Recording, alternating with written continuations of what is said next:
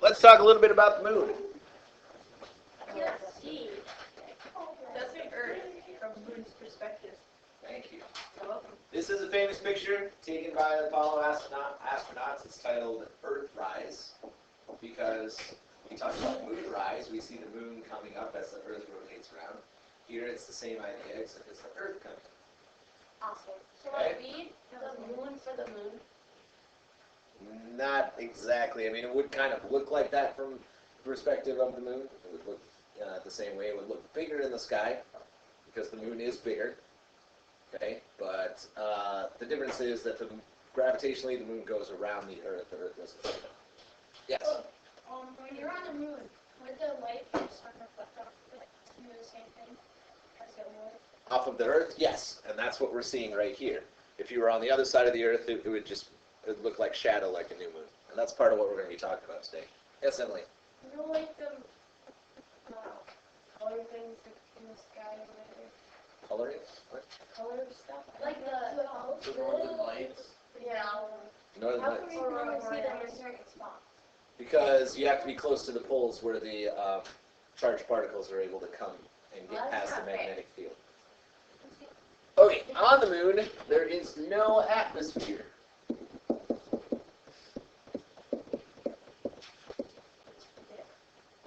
Mostly.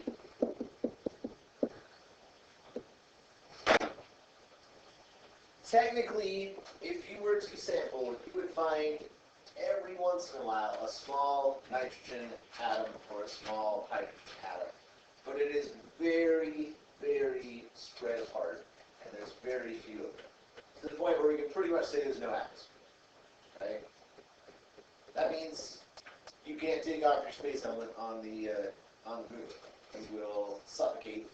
All the air will go rushing out of your lungs. You won't be able to breathe. That's what I wanted out. So you can take it off, but You won't be good for you. Yes, David. Is there a way to put an atmosphere on there? That's a good question. There are some theoretical ideas. The biggest problem is that the moon is too small for the gravity to be able to hold on to the atmosphere for very long. Is there any planet big enough for that gravity? You need Mars or something the size of Mars or above. You told me that Mars wasn't big enough to keep the magnetic. It'll hang on to it for longer. So in a human lifetime, you could say, oh, it'll be fine, but over time it'll dissipate as well. So if you just keep putting stuff up there to make it. That's true, yeah. If you were able to keep pumping it out, the problem, I mean, the energy and the amount of stuff that you would have to pump out is pretty much impossible is a bad word, but very impractical. It really wouldn't be worth doing. Oh, Yes. Soul Oh. It's on the bottom of your shoe. is basically a day because we're so used to 24 hours being the length of a day. When you're on other planets, instead of saying days so that we don't get confused about the time period, they say souls there instead. So, right. It's Martian. Yeah. And it's on the bottom of your shoe. Okay, now listen. Because there's no atmosphere, that means the sky is black all the time. And I mean, you'd be able to see stars. Basically, it always looks like nighttime there, sort of. Even when the sun's up, you'll see a big, you'll see the sun and it'll be really bright. And so kind of around that, you won't be able to see many stars. They'll be washed out. But if you look off in the other direction, you're going to be able to see stars. The reason why we have a blue sky is because of the atmosphere. As the light comes through the atmosphere, the different wavelengths, the different colors of light get scattered out. The blue light gets scattered out more than the other colors, so it looks blue. But when the sun is setting, and we have to look through more of the atmosphere, the blue light gets so scattered out it doesn't make it to us, and only the red light makes it to us. That's why at sunset the sky looks red when we look at the sun. Thank you. On the moon, no atmosphere, no scattering. You don't see any colors like that. So here's a picture of kind of looking at the sun. Here you can see one of the moon rovers that they've driven and the tracks from it. You can see looking right at the sun. It's a big, bright spot. It would be a little bit brighter because there's no atmosphere to filter it out. But other than that, it looks basically the same as it does here on Earth. But you look off to the side, there's no color. It's okay. Okay. I'm sorry you don't feel that way. I think it looks pretty awesome. It's not, it's just brown. It looks like the bottom of the ocean. That's the moon. I know. It should be yellow. Now, the moon is covered with a fine, dusty soil that we call regolith.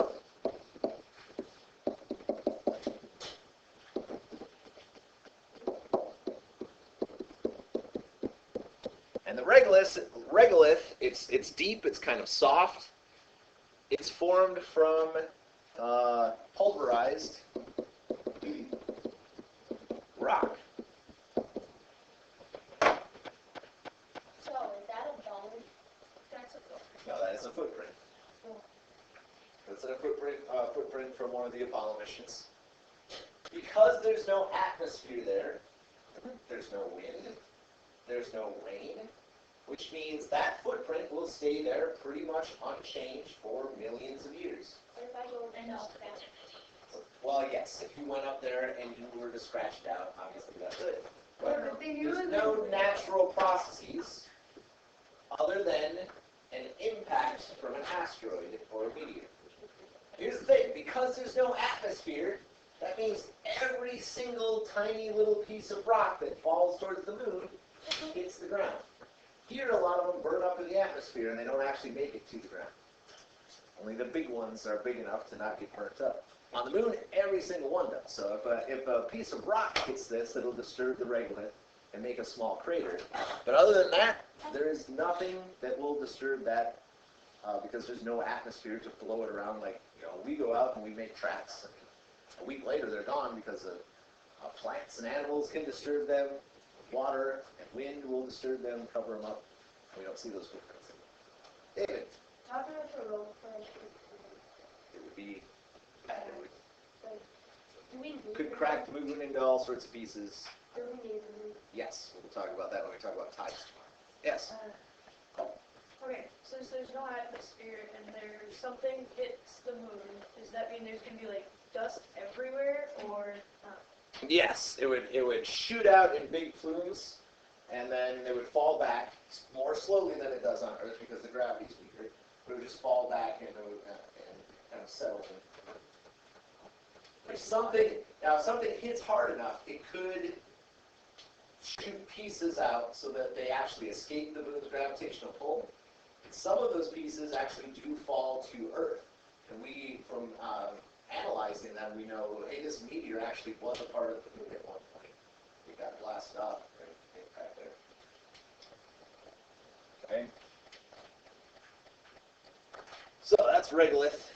Now, surface features. You guys kind of did some of your homework stuff on this. These would be highlands. That's the oldest part of the moon. Right, the oldest part of the moon. Okay, and the highlands are pieces that were pushed up from impacts long ago. Spell that right, didn't I? Yes, I believe so. But what's interesting is that some of the highlands on the moon are much taller than anything that we have here on Earth. Did I get a picture? Yes, I get a picture. This is a mountain range on the moon. In here somewhere, I think it's right there, is a mountain called Mons Huygens. Okay? And Mons Huygens is actually much taller than Mount Everest. Mount Everest is like 2.4 miles tall. Mons Huygens is like 3.5 miles tall. So if you climbed it, you would say you climbed the highest mountain ever. It's not the highest mountain ever. Just asteroid that's a lot taller. Perhaps Well, you're Mars has a huge volcanic mountain that's much taller. Well, I'm It's going the to biggest Mars, one. I'm going to climb that. Mars has the biggest mountain in in the solar system, but in other solar systems it could be planets with other things. Why do you think this mountain is and there's so many other mountains, why do you think they're bigger than Everest? Would be a reason to explain Because why. it doesn't sink. What, Tracy? It sink. Because it's not there to be trapped. Right. There's less of a gravitational pull, which means the mountain doesn't sink as much. We talked about how the weight of the mountains before can actually sink. That's one reason. There's another reason. There's no form of erosion. Just that it's made the impact. Okay. Yeah, I guess I wasn't thinking of that, but that definitely would be a reason. It would be able to be higher. Mount Everest is being eroded, so that's limiting how much it can grow. Okay. There's one other reason. They don't have plate tectonic, or like it doesn't have plate tectonics where it don't keep on. Okay. Why wouldn't it have plate tectonics? Because it's dead. Dead meaning. It's not. Having just doesn't have plate tectonics. It doesn't have It's dead center. It doesn't have gooey inside. It doesn't have a gooey inside. Yeah, it's just a solid box. So yes, the moon is not full of cheese. It is solid rock, but there's no liquid portion to it like there is with the Earth. So the reason why Everest in the weight is kind of makes it sink is because it sinks into that gooey liquidy part. Here there doesn't have that. What's that? Like Jello. Like Jello? Jello. Oh, ours? Jello. Ours is like Jello. Yes, the moon is not. Yeah. Mr. Roark, so if that mountain was on Earth, you wouldn't be able to climb it, or would it be too hot?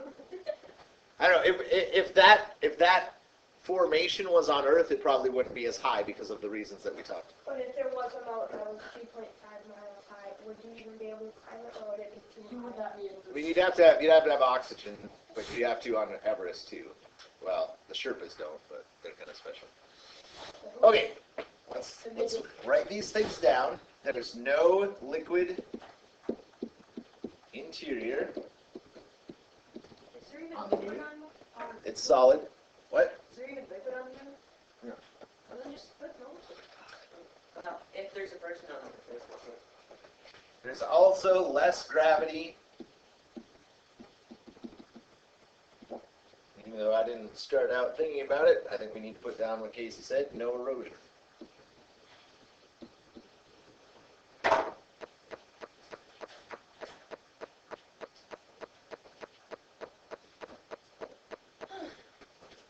So that's kind of cool. Bigger mountains on the moon than there are here on Earth.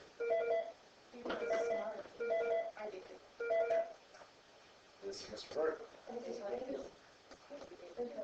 Hey. And apparently it's time for you to leave for golf.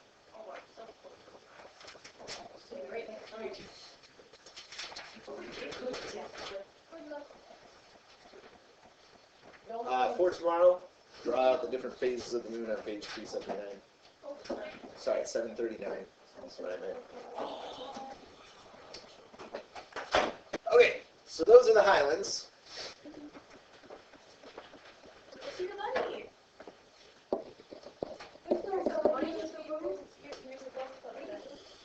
Another feature that we see are Maria. Not Maria, Maria. I call it Sounds like Mario. It sounds like Mario. Spelled Maria. Hey, now listen.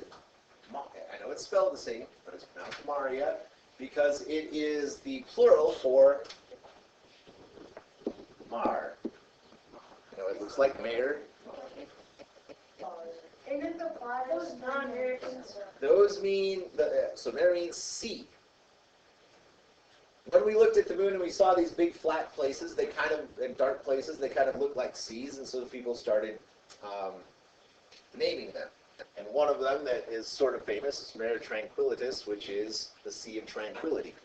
That's where the first Apollo mission landed, a big flat open space. They landed in the ocean?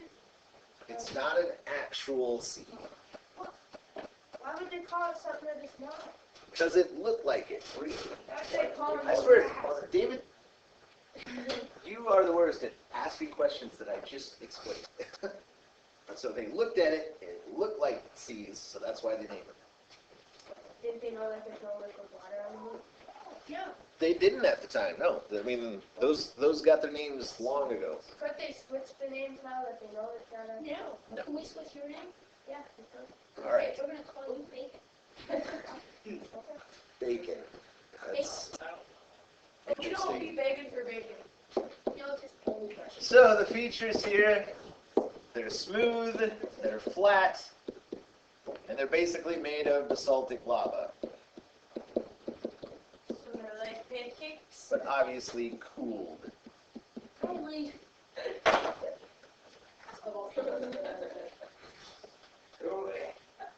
We're any actual volcanoes, but when the moon was first formed, it did have a liquid portion. We don't think there was any actual plate tectonics that occurred because of the way the moon is structured, but impacts with the moon when it was still not quite cool yet would have let lava flow up from underneath the interior and kind of spread out and cool. Alright. So the moon used to have a liquid. Yeah, in the early part of its formation after it broke off from the Earth. What happened? Or all the planets did it. Okay. We also have craters. And then from those craters you see rays. And it's like the dust through the circle. Let's see that. So when a meteorite comes in and hits the ground, it's going to pulverize some rock and turn it into dust. There's also the regolith that's already around there. All of that stuff gets blasted out. And as it gets blasted out and falls back down, it forms these ray-like patterns that spread out from the crater. And so the rays are just basically the material that used to be in where the crater is. Question? Get that hand up first. Why do we only have one moon and all the other planets have like 16? The bigger planets have a bigger gravitational pull, so they're able to capture things. Couldn't we make ourselves another moon? What would it be used for? I don't know. Yeah, I mean, okay. This is an interesting question, actually.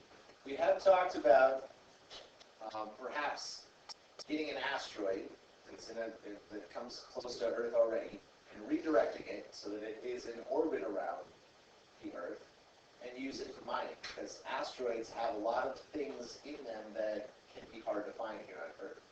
So there's things called rare earth elements, and we make magnets and all sorts of different things from them that are rare on Earth, but not so in the asteroids. And so there, if we were to take an asteroid and park it in orbit around the Earth, that would be a second.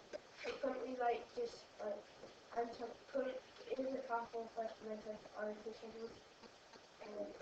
We pretty much already have the International Space Station. Well, like a circle. Sure, you can make it into a circle. Yeah, they make like some big huge circle. David, let's make the Okay, stuff. Austin, what was your question? Okay, so in order so have we named any asteroids that are like Not really, because kind of like tornadoes, it's something that happens quickly, and by the time it's over, I mean, it just doesn't be a name, really.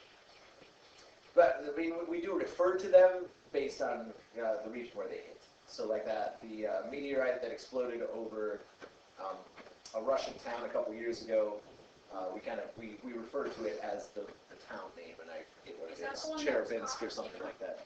What's that? Yes. Not on lots of cameras. Yes, David. Right, I'm driving down to my cousin's house at night. It's also outside. Okay. No, it was like orange. It was a monkey. Okay, now, craters on the Earth have been named. Most of the biggest ones have already been named. You can see this one's called Copernicus. It's one of the ones that it's fairly easy to make out if you look at the moon.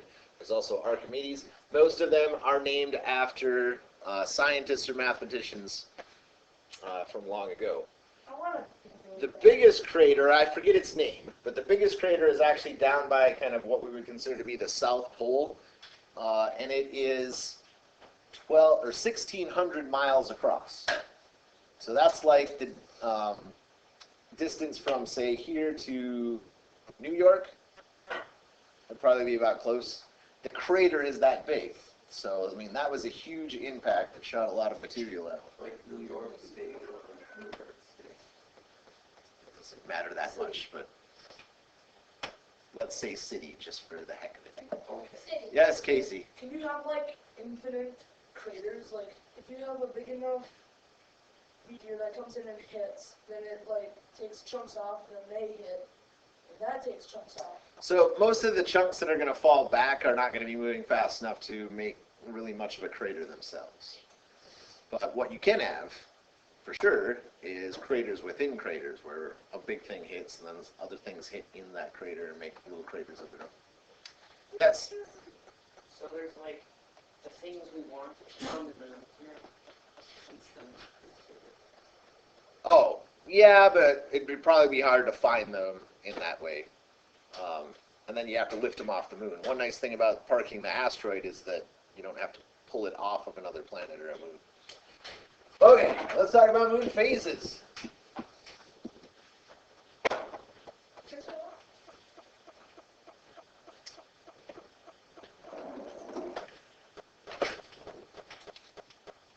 Oh, that is going to be terrible. Well, I don't think turning off the lights is going to help much. Yeah, Maybe this one's better. That one's sort of better, maybe. Okay, here's the way moon phases work.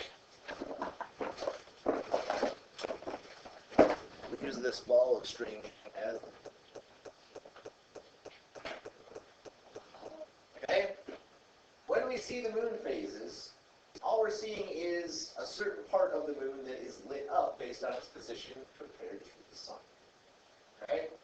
Now, let's say, well, let's pull the Earth over here, yes?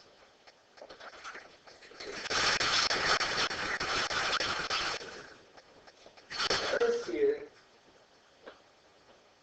And here's going to be the sun. Right, that part. And we're going to put the moon over here. So shine the flashlight right on the moon. Oh, yeah, that's awesome. So if you can see, think about it, from the Earth's perspective, if you're over here, this is going to be the side that's in nighttime, right? This is going to be the side that's in the daylight because it's faced the moon, or faced the sun. When the moon is on this side, we can see that the entire portion of it is lit up. So when the moon is over here, when we look at it, we're going to see the whole part that's lit up, and we call that the full moon. If the moon moves over here, what we're going to be looking at when we look at the moon is half of the moon being lit up and half of it being in shadow, because the shadow is on this side. So when the moon is over here and the light is shining right at the moon, okay, from your perspective, we still see all the lit up moon, but think of it from the Earth's perspective. If you're standing over here and looking at the moon, you can't see this part over here that's lit up. You only see this part that's lit up, and you see this part over here that's in shadow. Okay? When the moon is over here, and you're on the Earth, and you look at the moon, you're not going to be able to see the part that's lit up because it's on the other side, pointed towards the sun. So that's what we call a new moon. And the moon is going to go through all these phases over a 28-day period, 27 and a half technically, as it circles around the Earth. But the other thing you need to realize is that the part that we see is also going to be related to what time of day we're able to see the moon. Most people think, oh, you only see the moon at night. No, you can see the moon in the daytime all the time, depending on what phase it's in. Now, if it's a full moon, you're only going to see that at night, because to be a full moon, it has to be on the other side of the Earth, where we can see the whole lit up portion. But if it's a half moon, or what we call a quarter actually, if it's a first quarter or a third quarter, you're going to see half of it at nighttime and half of it in the daytime. Stay with me here, Danica? The new moon, if you were able to see the moon, you can see a little bit of an outline if you look at it just right, is only going to be up during daytime. So when it's a part of the lunar cycle, we have the new moon, you're not going to see any of that at night because the moon isn't on the side of the planet that is in night. Only on the side of the planet that's the day. Okay? Does that make sense to everybody? Yes. Thank you for being the sun.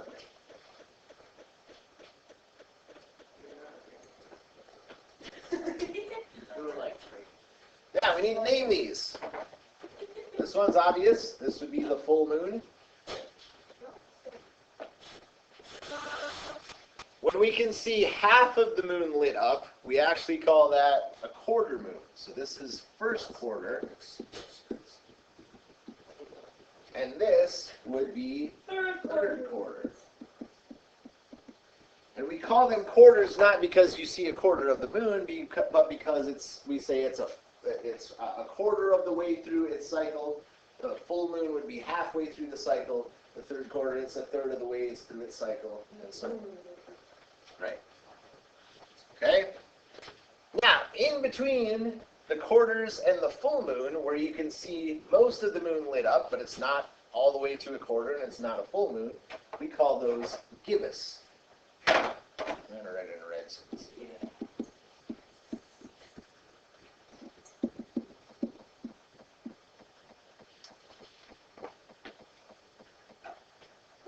Okay?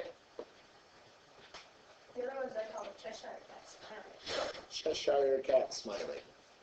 House, what is it? Be one way to put it.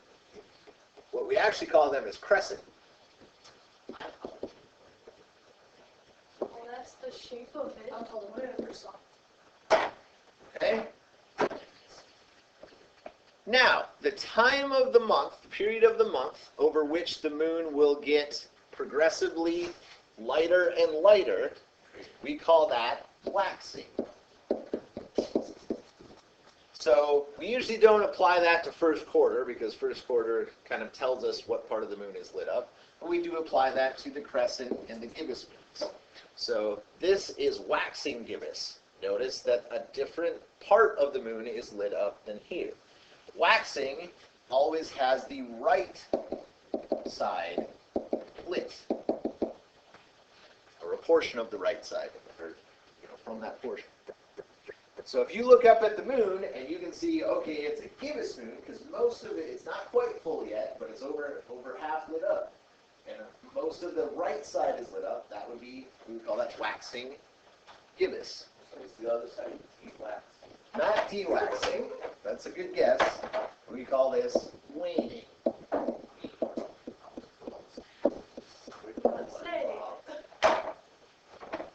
Okay, and when waning gibbous, waning crescent, the left portion of the moon is lit up. We call it waning because every night that you look up, it will get progressively darker and darker until none of it is lit up at all.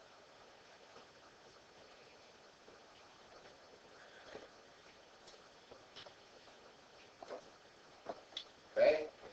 Now we're going to watch a video here in a minute that will show it going through this whole period. The thing you need to realize is when you look at it at a certain night, you're not going to notice a change. If you look at it at, say, right at moonrise, and then you look at it 5 hours later, the same amount of the moon is pretty much going to be lit up. You're looking at it at the same spot. But the next night, you'll see that there is a little bit of a change. And it'll progressively go through these changes as it goes from waxing to waning across 28 days. This whole thing, well, technically, it's going to be a little less than that with the pictures we have up here. We should have a new moon over here. But the whole cycle takes 28 days.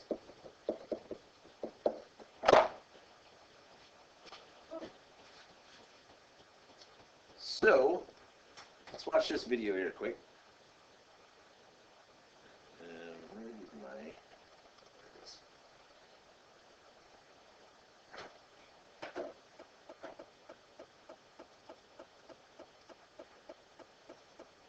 An officer down and we need what he knew. Who are you? I stopped your husband in my head. Why? Looking for details that he knew before he was killed. Impossible. Do you have any idea what's at stake? No, that's because I ain't seen his sister Vietnamese. So this would be new moon. If you look hard, you can still sort of see it because of the sunlight that is reflecting off of the Earth, reflecting off of the moon, and then coming back to the Earth. It's very light. You can sort of see it there.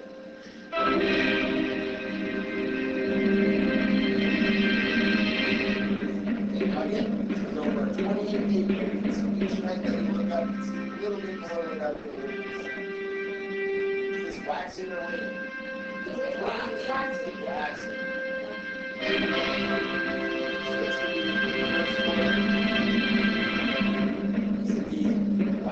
And this is still growing.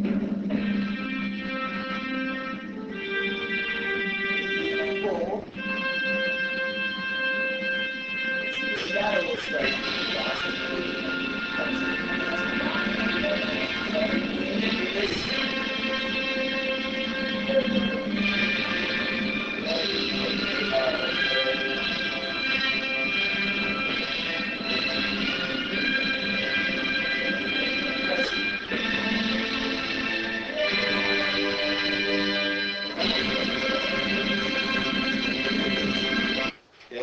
rewind a little bit right here, and you look for it when you look up at night and you just can see this little sliver of a moon. If you look hard, you can still see the outline of the rest of the moon. I see a face on Square. Some people do. Where is it? If we go back to the People talk about the moon on the right there. I can't see it. I see the buddy holding a golf club.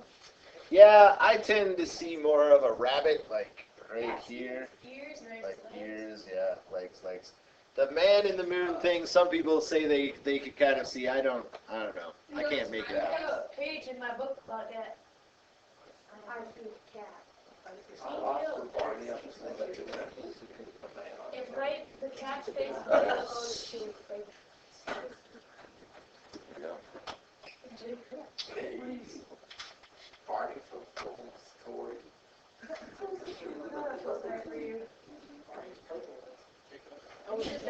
I'm Professor Kane, the publisher. All right, be quiet and listen to this. Have you ever noticed that the moon always looks the same? Sure, the phase changes, but the actual features on the moon always look the same from month to month. Does the moon rotate? What's going on? From our perspective here on Earth, the moon always shows us the same face because it's tidally locked to our planet. At some point in the distant past, the moon did rotate from our perspective, but the Earth's gravity kept pulling unevenly at the moon, slowing its rotation. Eventually, the moon locked into place, always displaying the same side to us. But if you look down on the Earth-Moon system from the North Celestial Pole, from the perspective of Polaris, the North Star, you'd see that the moon actually does rotate on its axis. In fact, as the moon travels around the Earth in a counterclockwise orbit every 27.5 days, it also completes one full rotation on its axis, also moving in a counterclockwise direction. If you look at the time-lapse animation of the moon moving entirely through its phases over the course of a month, you'll notice a strange wobble as if the moon is rocking back and forth on its axis a bit. This is known as libration. On average, the moon is tidally locked to the Earth's surface, but its actual orbit is elliptical. It moves closer and then more distant from the Earth. When the moon is at its closest point, its rotation is slower than its orbital speed, so we see an additional 8 degrees on its eastern side. And then when the moon is at its most distant point, the rotation is faster than its orbital speed, so we can see 8 degrees on the western side. Libration allowed astronomers to map out more of the moon's surface than we could see if the moon followed a circular orbit. Until the space age, half the moon was hidden from us, always facing away. This hemisphere of the moon was finally first observed by the Soviet Luna 3 probe in 1959, followed by the first human eyes with Apollo 8 in 1968. The two hemispheres of the moon are very different. While the near side is covered with large basaltic plains called maria, the far side is almost completely covered in craters.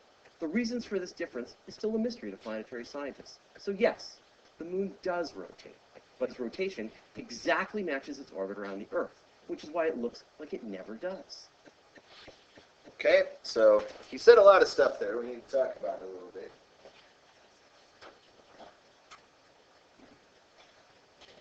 So the concept here, we should probably write this down, is called tidal locking.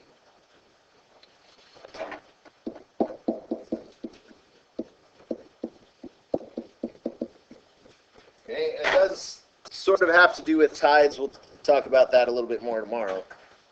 Where did I put that? But as he said, when the moon was first formed, it would have rotated faster than it went, than it revolved around the Earth. And if you were on Earth at that point, you would have been able to see all parts of the moon over its rotational cycle.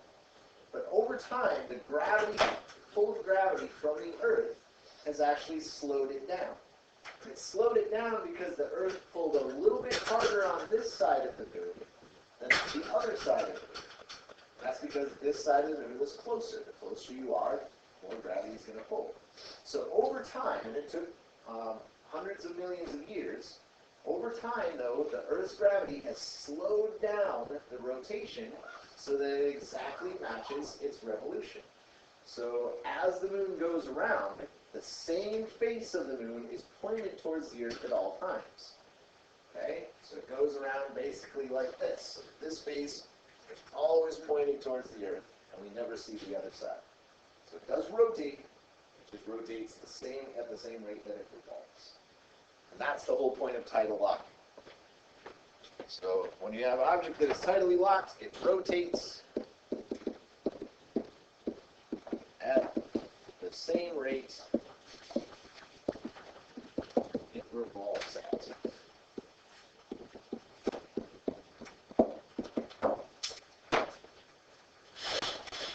Yes? In some places, in their culture, they would look at the moon to know when their period was.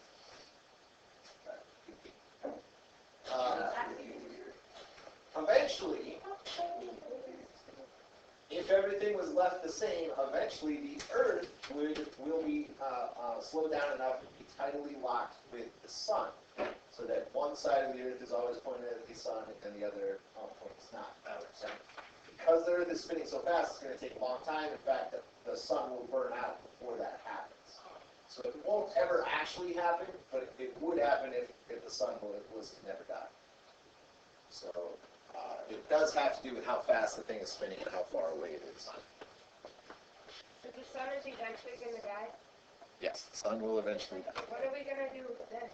You will not be here.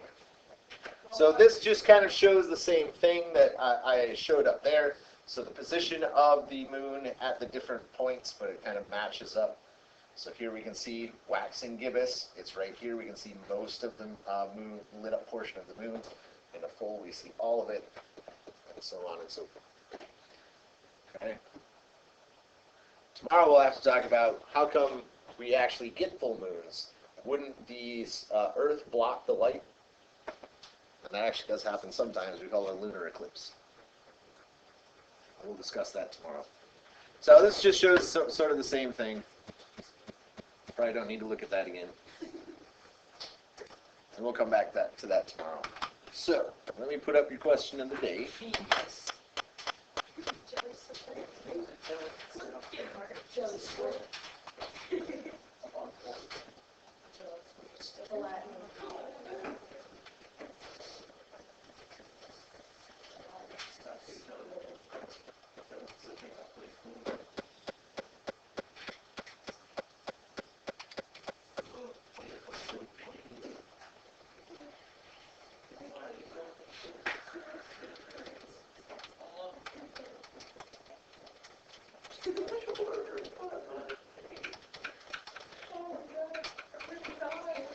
Okay, here's your question of the day.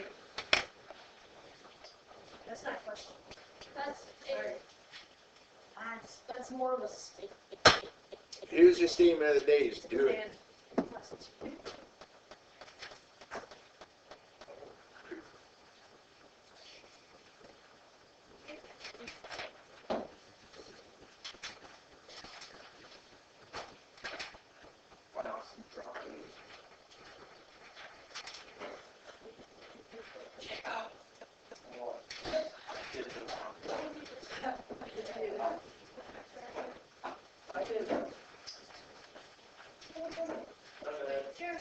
Okay, and I told Emily Ann a homework assignment, but I'm going to change my mind.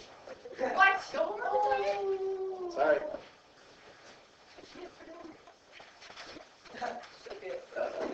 So So on page 744, there is a diagram that shows a solar eclipse. I would like you to draw that diagram. 744. 744. Come here, Robin.